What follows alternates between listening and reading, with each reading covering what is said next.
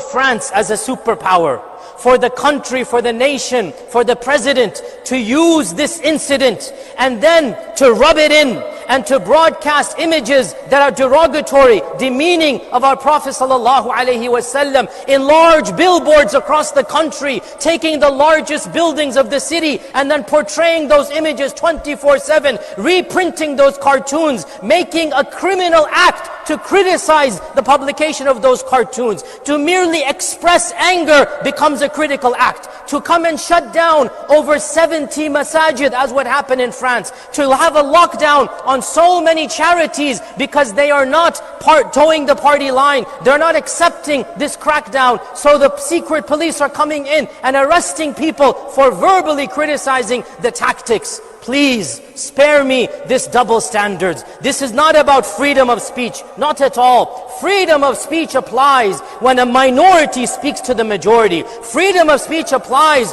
when those that are bullied have the freedom to speak out against those that bully them. When truth is spoken to power, that is freedom of speech. When the president, when a country, when an army act like thugs and they teach their own people to hate a minority, to have bad things about the minority, this is not freedom of speech. This is nothing but thuggery. This is nothing but an incitement of hatred. Freedom of speech does not apply over here. Less than 7% of France is Muslim. Less than 7%. Don't tell me that the 90% are intimidated, they're not going to speak their freedom. On the contrary, the acts of violence that happen at the hands of Muslims is negligible. One act, millions of Muslims, and one thing. These are statistics of any crime, any mafia, any negative that happens in a community. But what is the response? The criminalization of the entire religion of Islam.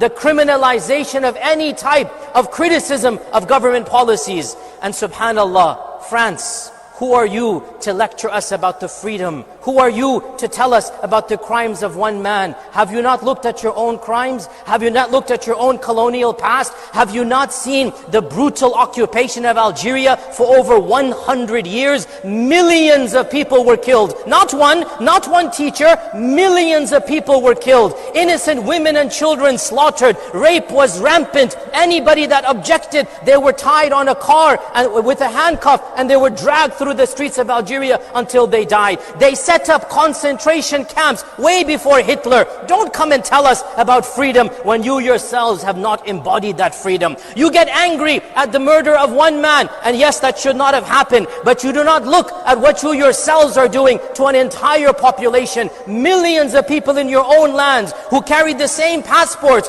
third, fourth, fifth generation of North African descent. They are in your lands because of you and your colonization. Don't blame them. They are there because you needed them to be laborers, to be manual workers. You brought them in because you colonized their lands. Now their children, great-great-grandchildren, now you discriminate against them. You don't give them the same education. You ghettoize them. You put them in the outside of the suburbs. You don't give them jobs. At every single opportunity, you shut the doors on their faces. This crime that occurred, the teacher that was killed, it had nothing to do with the books of fiqh. And it had everything to do with how you treat your own Muslim community. I'm not justifying, I am contextualizing. And we need to be brave enough to say this. The murder that happened was wrong, but it was not a murder that came from the books of fiqh. This was a murder that came from the anger of how you are treating millions of your own citizens. This is not a justification, it is a contextualization. And what is the response? You want to make matters worse. This is not how a wise leader acts. You want to cause civil war between your own societies. You want to make a minority feel even less like they belong to that land by flouting everything that is sacred.